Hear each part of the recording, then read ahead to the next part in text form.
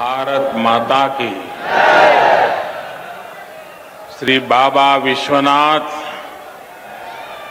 और भगवान परशुराम के चरणन मां हमारो प्रणाम। जय गंगा मैया की। हर हर गंगे। उत्तर प्रदेश के तेज तर्रार और ऊर्जावान मुख्यमंत्री योगी आदित्यनाथ जी, उप मुख्यमंत्री केशव प्रसाद मौर्य जी, केंद्रीय मंत्रिमंडल में मेरे साथी बीएल वर्मा जी, संसद में मेरे सहयोगी संतोष गंगवार जी, यूपी सरकार में मंत्री सुरेश कुमार खन्ना जी, सतीश महाना जी, जितिन प्रसाद जी, महेश चंद्र गुप्ता जी, धर्मवीर प्रजापति जी, संसद के मेरे अन्य सहयोगी गण, यूपी विधानसभा और विधान परिषद के अन्य साथी, पंचायत सदस्य और विशाल संख्या में पधारे मेरे प्यारे भाई और बहनों, काकोरी से क्रांति की अलग जगाने वाले वीर शहीद क्रांतिकारीन राम प्रसाद बिस्मिल, अशफाक उल्लाह खान और रोशन सिंह का हम हाथ जोड़ के नमन कतई उनके पांव छुअतई।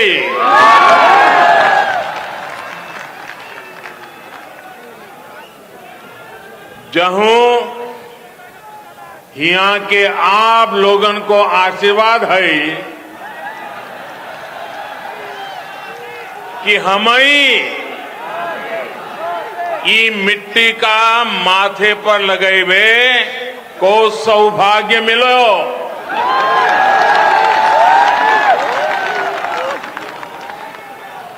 हे नहीं से ओजस्वी कमी दामोदर स्वरूप विद्रोही, राज बहादुर विकल और अग्निवेश शुक्ल ने वीर रथ से क्रांति धारा बहाई हती।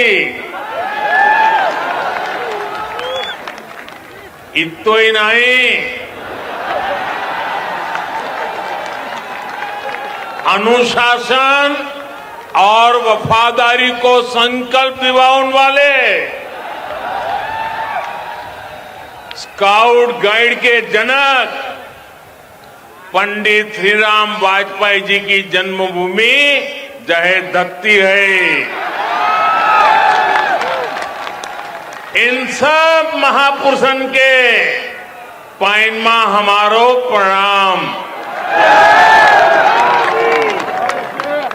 साथियों, संयोग से कल ही पंडित राम प्रसाद बिस्मिल, अशफाक उल्लाह खान और ठाकुर रोशन सिंह का बलिदान दिवस भी है। अंग्रेजी सत्ता को चुनौती देने वाले शाहजहांपुर के इन तीनों सपूतों को 19 दिसंबर को फांसी दी गई थी। भारत की आजादी के लिए अपना सर्वस्व न्योछावर कर देने वाले ऐसे वीरों का हम सभी पर बहुत बड़ा कर्ज है। ये कर्ज हम कभी चुका नहीं सकते, लेकिन देश के विकास के लिए दिन रात मेहनत करके जिस भारत का हमारे स्वातंत्र सेनानियों ने सपना देखा था, उस भारत का निर्माण करके हम उन्हें सच्ची कार्यांजलि दे सकते हैं। आज शाहजहांपुर में ऐसा ही पुण्य अवसर है, ऐतिहासिक अवसर है। आज उत्तर प्रदेश के सबसे बड़े एक्सप्रेसवे गंगा एक्सप्रेसवे पर काम शुरू हो रहा है। रामचरितमानस में कहा गया है, गंग सकल मुद मंगल मूला, सब सुख करनी हरनी सब सुला। यानी मां गंगा सारे मंगलों की, सारी उन्नति प्रगति की स्रोत है। मां गंगा सारे सुख देती है और सारी पीड़ा हर लेती है। ऐसे ही गंगा एक्सप्रेसवे भी यूपी की प्रगति के नए द्वार खोलेगा। मैं आज मेरठ, हापुड़, बुलंदशहर, अमरोहा, संभल, बदायूं, शाहजहांपुर, हरदोई, उन्नाव, रायबरेली, प्रतापगढ़ और प्रयागराज के एक एक नागरिक को, सब लोगों को विशेष बधाई देता हूं। करीब 600 किलोमीटर के इस एक्सप्रेसवे पर 36,000 करोड़ रुपए से अधिक खर्च किए जाएंगे। ये गंगा एक्सप्रेसवे अपने साथ इस क्षेत्र में नए उद्योग लाएगा, अनेक रोजगार, हजारों नौजवान के लिए अनेक नए अवसर लाएगा। साथियों, उत्तर प्रदेश आबादी के साथ ही क्षेत्र के मामले में भी उतना ही बड़ा है। एक छोर से दूसरा छोर करीब 1000 किलोमीटर का है। इतने बड़े यूपी को चलाने के लिए जिस दमखम की जरूरत है, जिस दमदार काम की जरूरत है, वो आज डबल इंजन की सरकार करके दिखा रही है।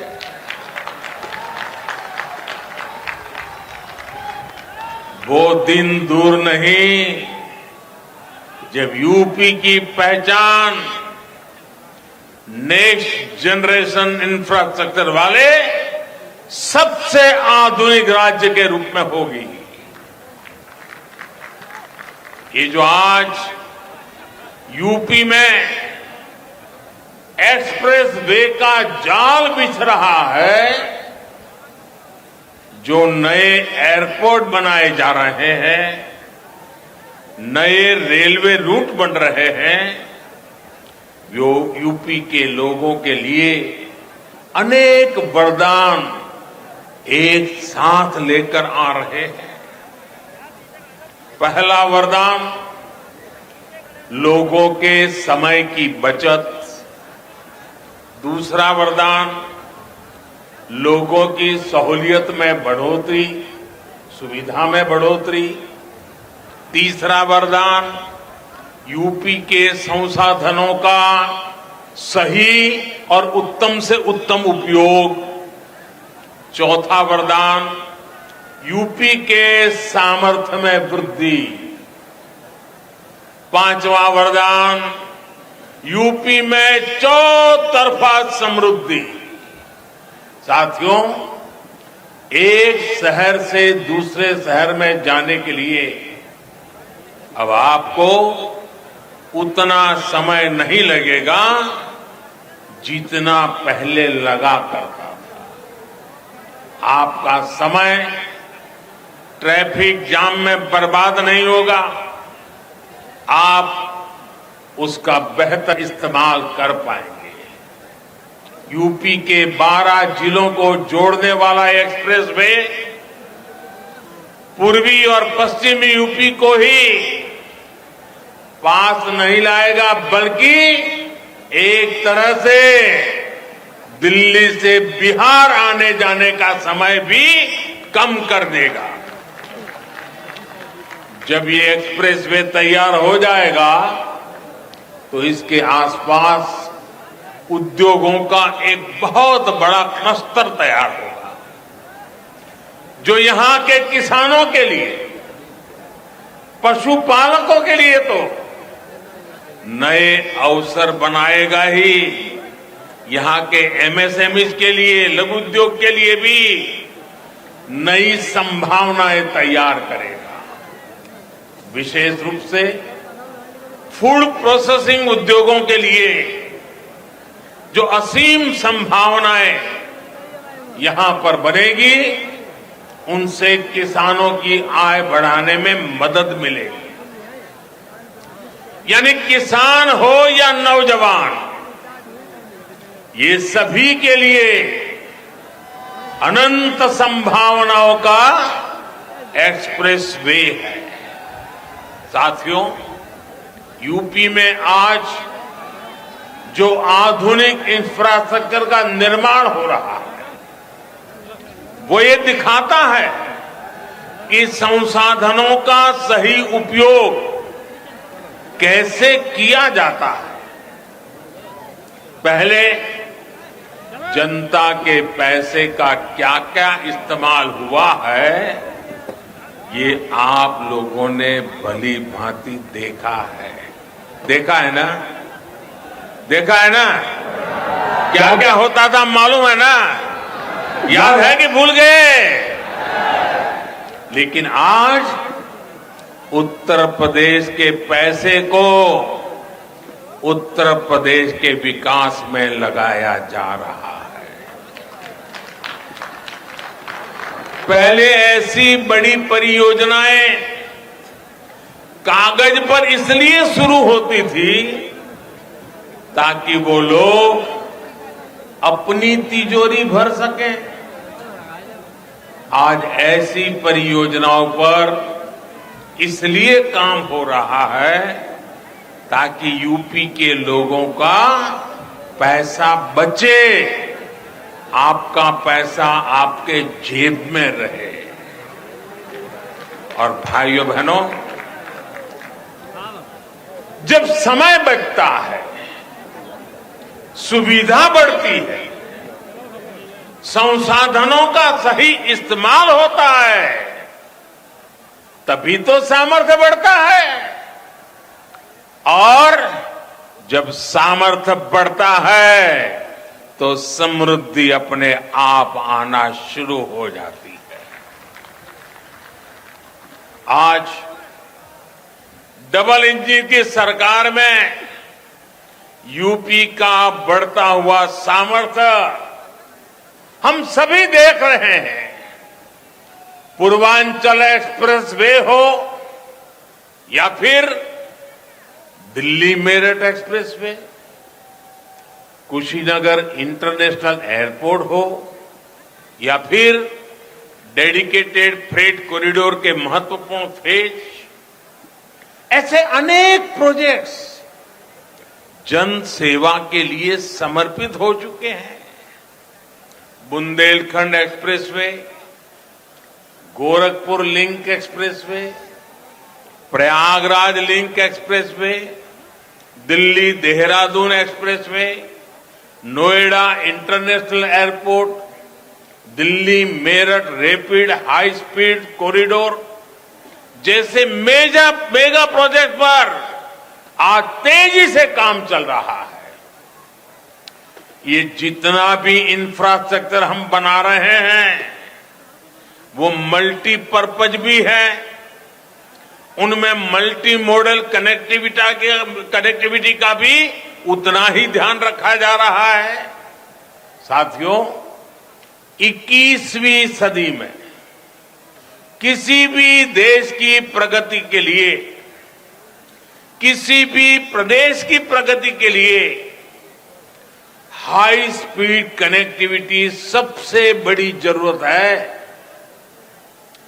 जब सामान तेजी से अपनी मंजिल तक पहुंचेगा तो लागत कम आएगी, जब लागत कम आएगी तो व्यापार बढ़ेगा, जब व्यापार बढ़ेगा तो निर्यात बढ़ेगा, देश की अर्थव्यवस्था बढ़ेगी। इसलिए गंगा एक्सप्रेसवे यूपी के विकास को गति भी देगा और यूपी को शक्ति भी देगा। इसे पीएम गति शक्ति नेशनल मास्टर प्लान से भी बहुत बड़ी मदद मिलेगी। इस एक्सप्रेसवे से एयरपोर्ट को जोड़ा जाएगा, मेट्रो को जोड़ा जाएगा, वाटरवेज को जोड़ा जाएगा, डिफेंस कॉरिडोर को जोड़ा जाएगा।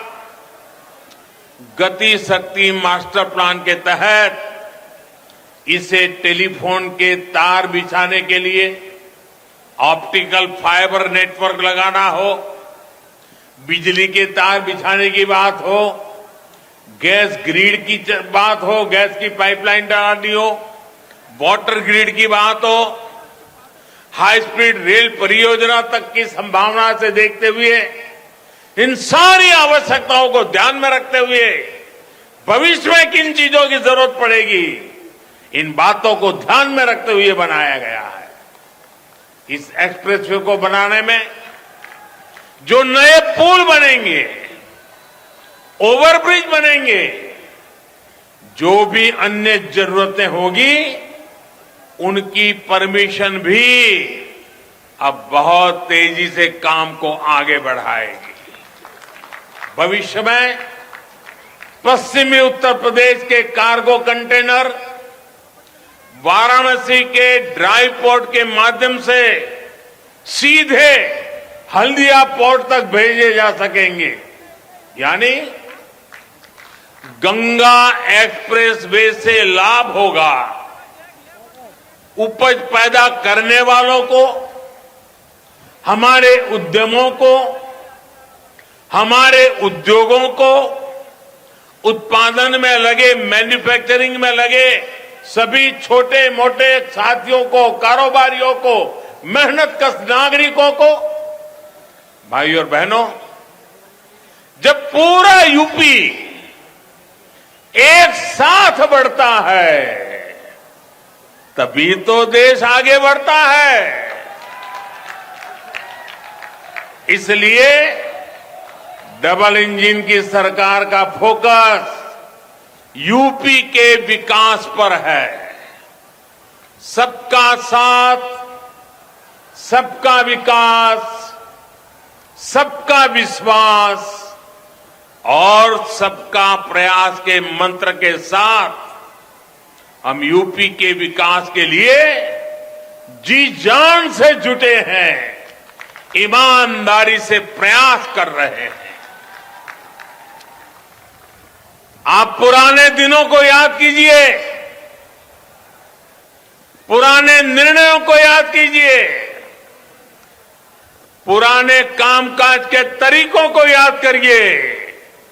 आपको साफ साफ नजर आएगा अब अब यूपी में भेदभाव नहीं, सबका भला होता है।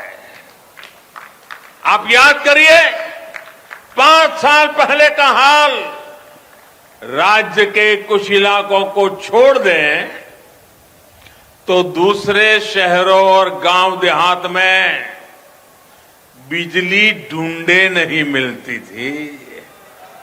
ऐसा ही होता था ना? जरा जोर से बताइए, ऐसा ही होता था ना? कुछ ही लोगों का भला होता था ना?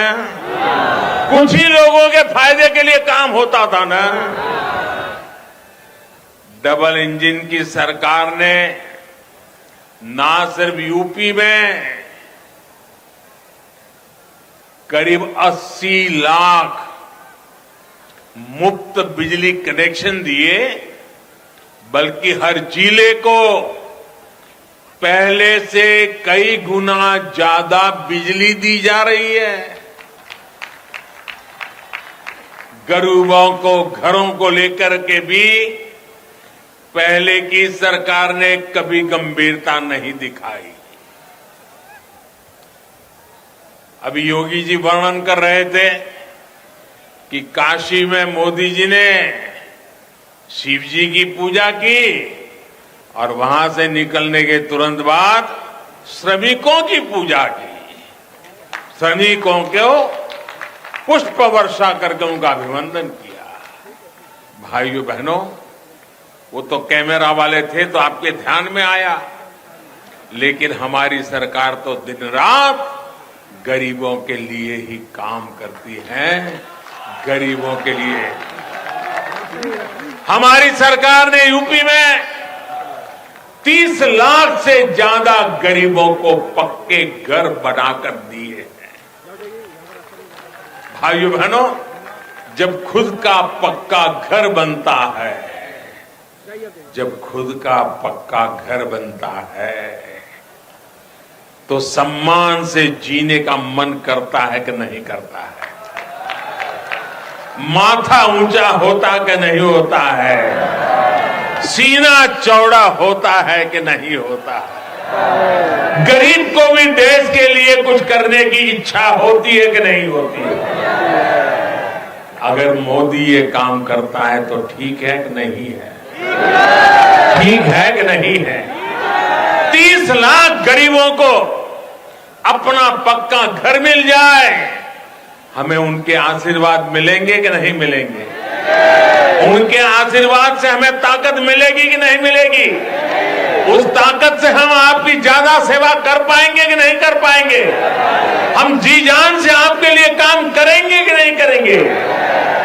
भाइयों बहनों, यहां शाहजहांपुर में भी कभी किसी ने सोचा है? पूरे उत्तर प्रदेश में इतना काम कभी नहीं होता था। अकेले हमारे यहां शाहजहांपुर में भी 50,000 लोगों को पक्के घर मिले हैं।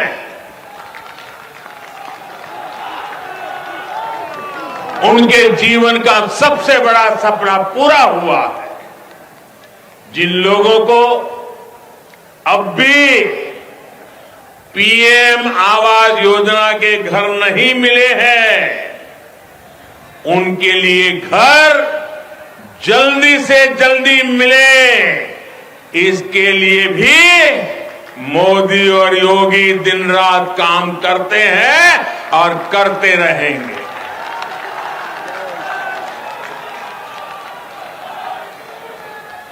हाल ही में हमारी सरकार ने इसके लिए 2 लाख करोड़ रुपए स्वीकृत किए। 2 लाख करोड़ रुपए। कितने कितने कितने 2 लाख करोड़ रुपए। और किस काम के लिए? गरीबों के पक्के घर बनाने के लिए। ये खजाना आपका है, आपके लिए है, आपके बच्चों के उज्जवल भविष्य के लिए है। दोस्तों, 50 परिवारों की भलाई के लिए आपके पैसों का दुरुपयोग हम नहीं कर सकते। हम आपके लिए ही काम करते हैं मेरे भाइयों बहनों। भाई और बहनों, आजादी के बाद पहली बार आज गरीब का दर्द समझने वाली, गरीब के लिए काम करने वाली सरकार बनी है।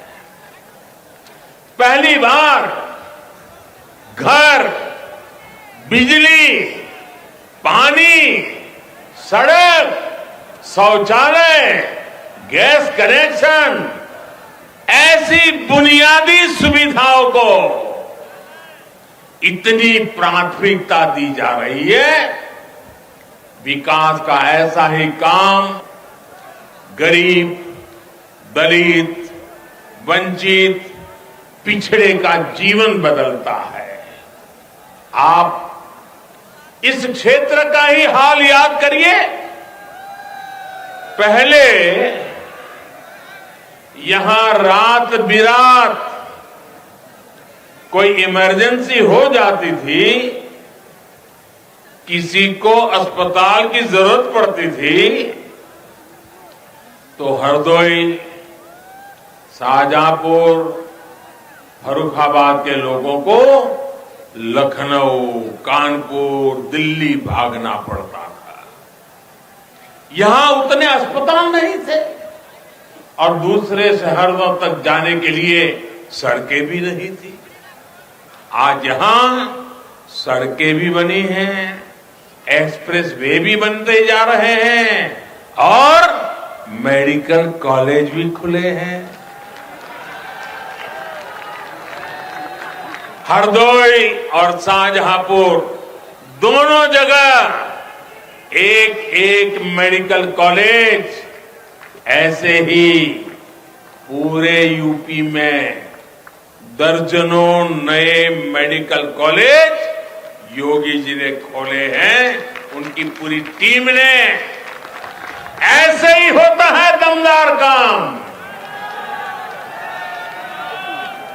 ईमानदार काम।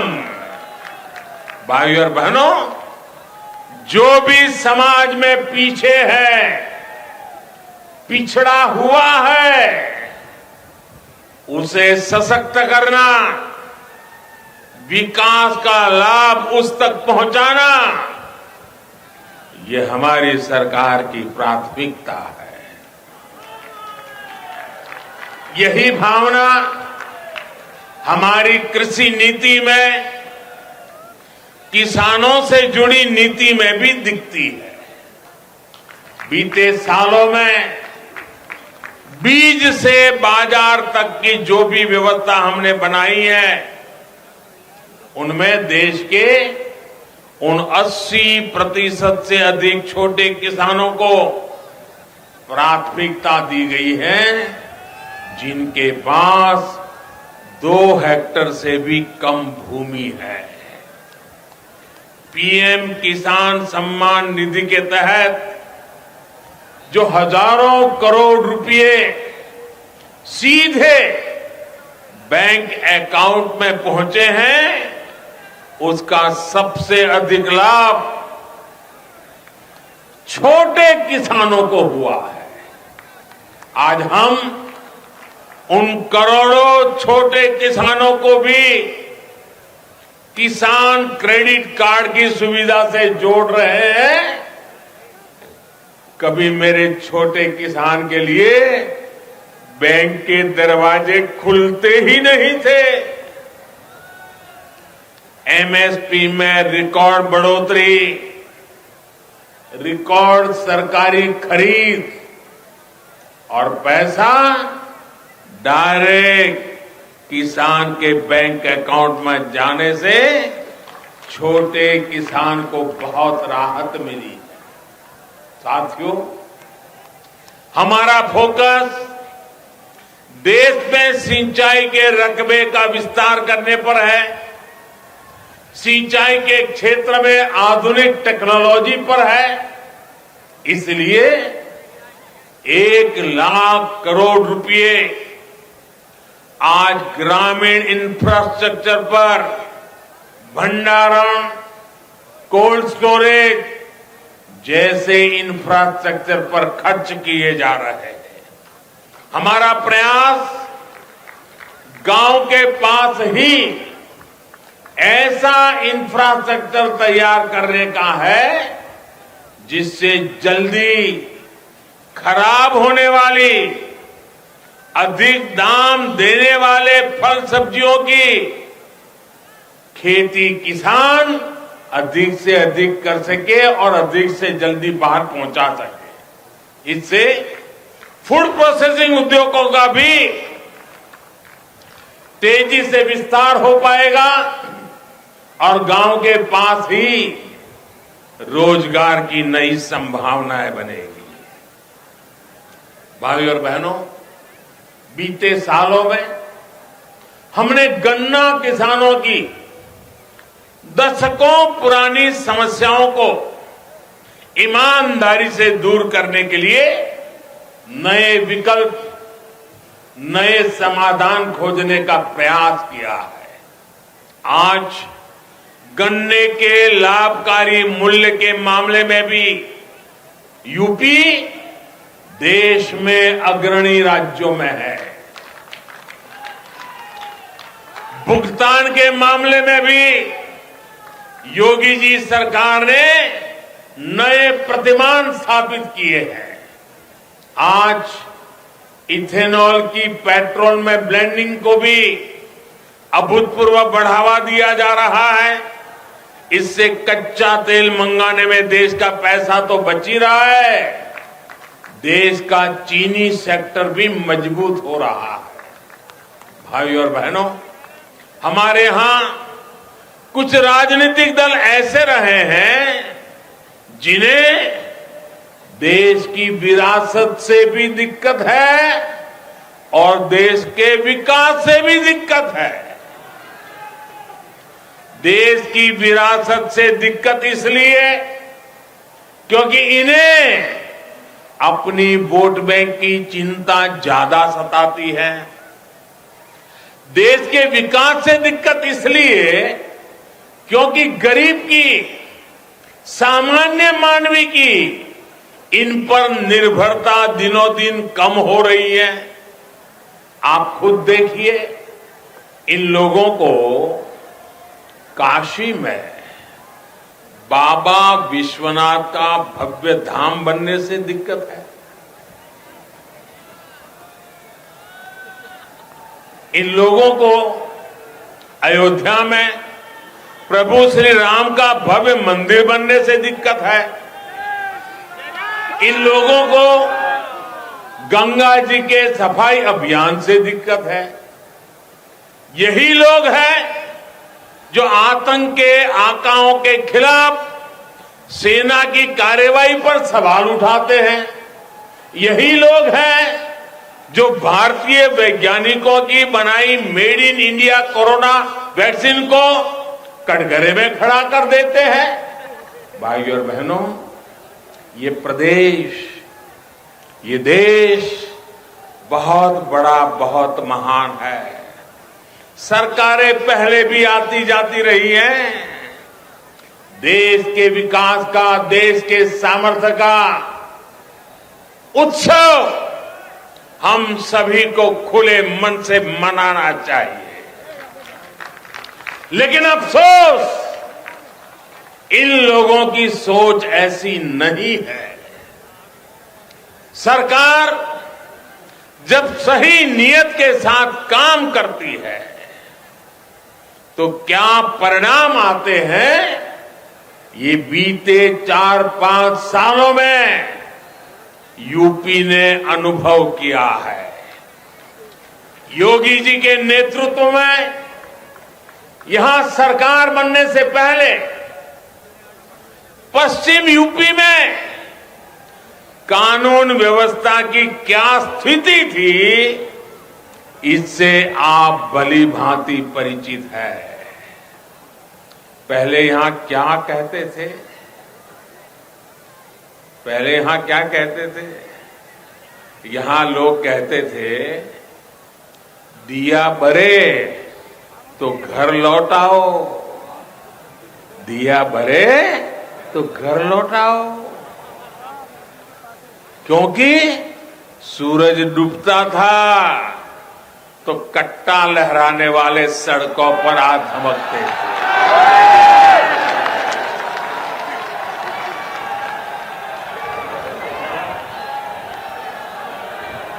ये कट्टा गया कि नहीं गया? ये कट्टा जाना चाहिए था कि नहीं जाना चाहिए था?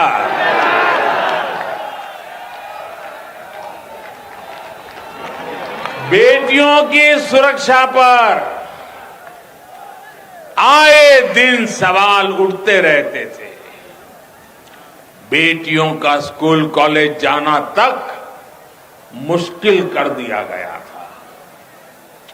व्यापारी कारोबारी घर से सुबह निकलता था, परिवार को चिंता होती थी। गरीब परिवार दूसरे राज्य काम करने जाते थे तो घर और जमीन पर अवैध कब्जे की चिंता होती थी। कब कहां दंगा हो जाए, कहां आगजनी हो जाए, कोई नहीं कह सकता था।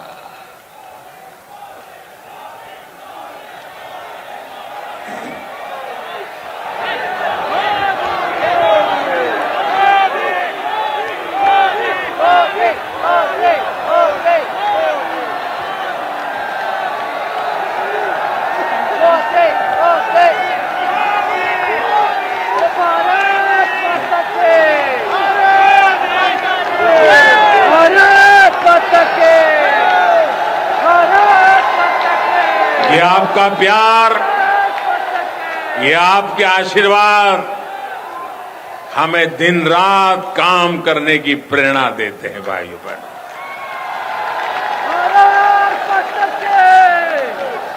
आप जानते हैं मेरे प्यारे भाइयों बहनों, इसी स्थिति के चलते कई गांवों से पलायन तक की खबरें आए दिन आती रहती थी।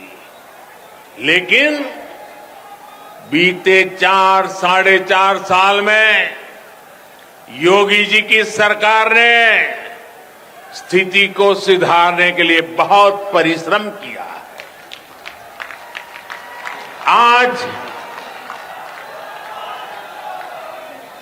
आज जब उस माफिया पर बुलडोजर चलता है,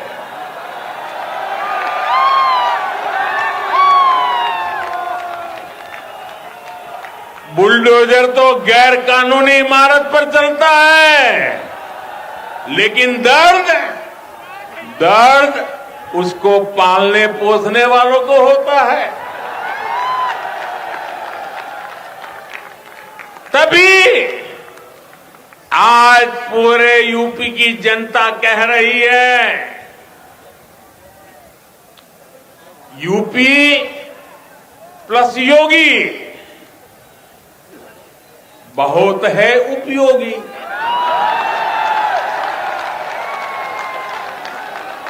यूपी प्लस योगी बहुत है, यूपी प्लस योगी यूपी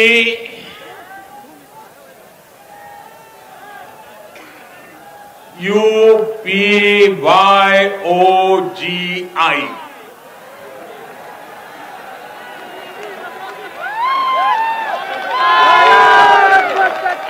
यूपी प्लस योगी बहुत है उपयोगी। साथियों, मैं इसका एक और उदाहरण देता हूं। अभी कुछ दिन पहले मैंने एक खबर देखी थी। एक खबर तो है हमारे सामर्थ्यवान शहर मेरठ की, लेकिन पूरे यूपी, दिल्ली, एनसीआर और देश के बाकी राज्यों को भी इस बात को जानना जरूरी है। भाई और बहनों, मेरठ में एक मोहल्ला हुआ करता है, एक बाजार है सोतीगंज।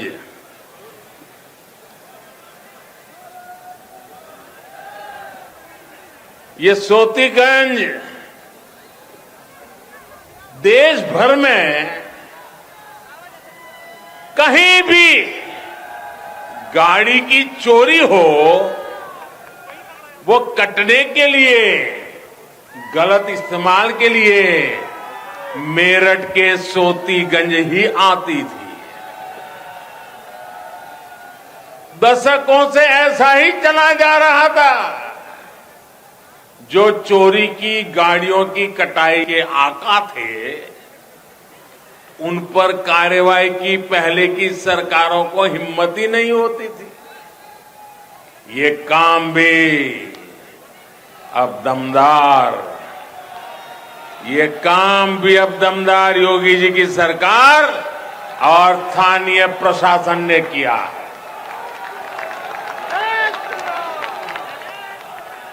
अब सोतीगंज का एक काली बाजारी वाला बाजार बंद कर दिया गया है।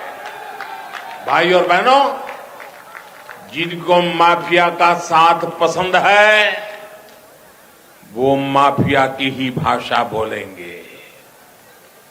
हम तो उनका गौरवगान करेंगे जिन्होंने अपने तप और त्याग से इस देश को बनाया है। आजादी का अमृत महोत्सव इसी भावना का प्रतीक है।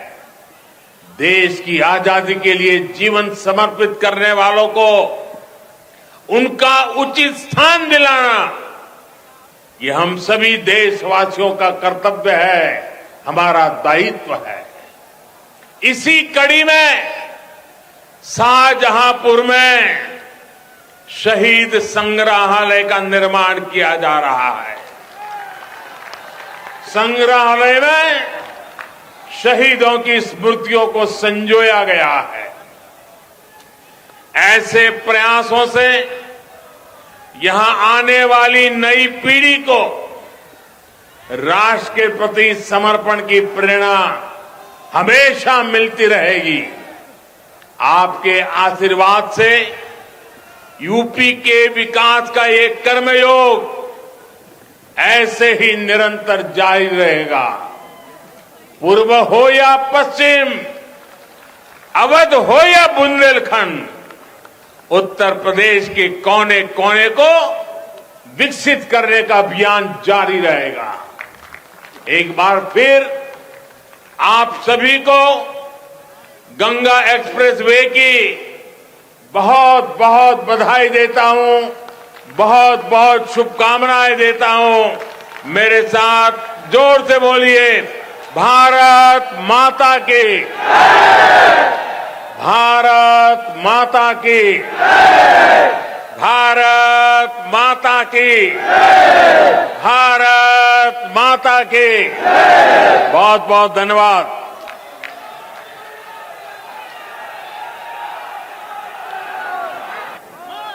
सुना जहां उन्होंने पुरानी सरकारों पर भी निशाना साधा, और मेरठ में क्योंकि पीएम मोदी को आपने सुना तो वहां के प्रमुख और मुख्य बाजार सोतीगंज का जिक्र किया है पीएम मोदी ने, और बताया कि किस तरह पिछली सरकारों में इस बाजार का इस्तेमाल गलत तरीके से किया जाता था। विश्व भर में आप देखें कि किस तरह से इसकी पहचान बनाई गई थी, एक ऐसी जगह के नाम पर जहां पर तमाम गाड़ियां जिनका गलत इस्तेमाल किया जाना होता है उन्हें वहां पर लाकर काटा जाता है। तो फिलहाल आपको पीएम मोदी ने सुना जहां पर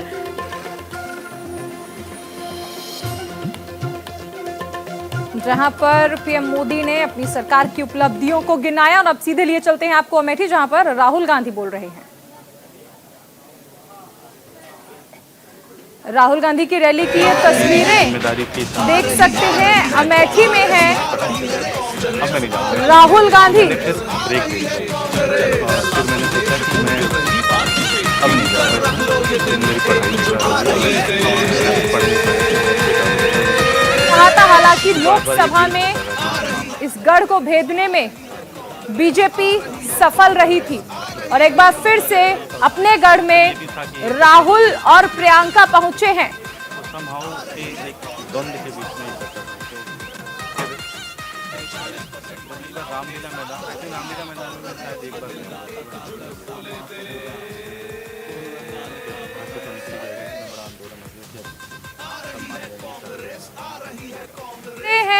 सीधे अमेठी से आपको दिखाई जा रही हैं, जहां पर राहुल और प्रियंका को सुनने के लिए आप देख सकते हैं कि रैली जो निकाली जा रही है, किस कदर लोग वहां पर पहुंचे हैं और कांग्रेस का झंडा हाथों में लिए एक समर्थन दे रहे हैं। अमेठी, रायबरेली एक कांग्रेस के गढ़ रहे हैं। लोकसभा चुनाव में रायबरेली को तो सोनिया गांधी ने बचा लिया, लेकिन अमेठी कांग्रेस के हाथों से निकल गई और उस गढ़ में एक बार फिर से कांग्रेस को मजबूत करने की ये कोशिशें। अमेठी से राहुल गांधी क्योंकि वहां पहुंचे हैं, निकम्मे कहते हैं, आंदोलन में नहीं गए।